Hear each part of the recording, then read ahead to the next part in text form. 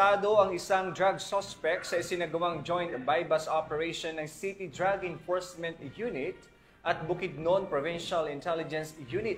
Katuwang ang kapulisan ng Valencia City Police Station sa Barangay Poblacion, Valencia City, Bukidnon. Tiniyak ng mga otoridad na mas paiigtingin pa nila ang kampanya kontra droga sa buong lalawigan at nananawagan sa publiko na patuloy na makipagtulungan sa pagbibigay impormasyon para sa ligtas at drug-free na komunidad. Narito ang report ni Patrolwoman Danessa Berdos.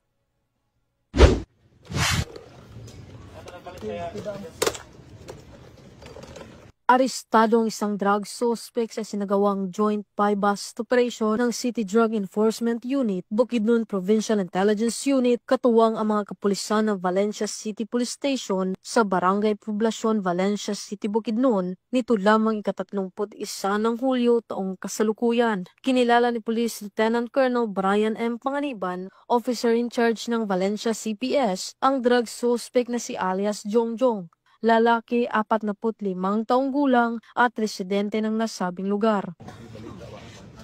Balag wala sa atong kuan. Asal itse lang isin lang kang pahari. Akin sa black market sa base. Merchandise ang ano ba ang passport. Ayaw po yun. Ano lang? Blastar ha. Ayaw pa sa dito.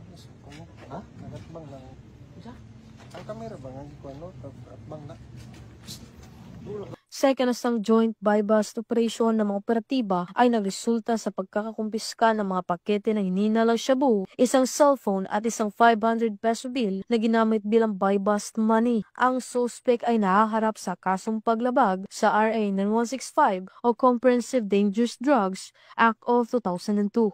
Mula dito sa Camp Capistrano, Gusa, Cagayan de Oro City, ako ang inyong Police News Network correspondent, Patrolwoman Danessa Berdos, alagad ng batas, tagataguyod ng Balitang Pulis.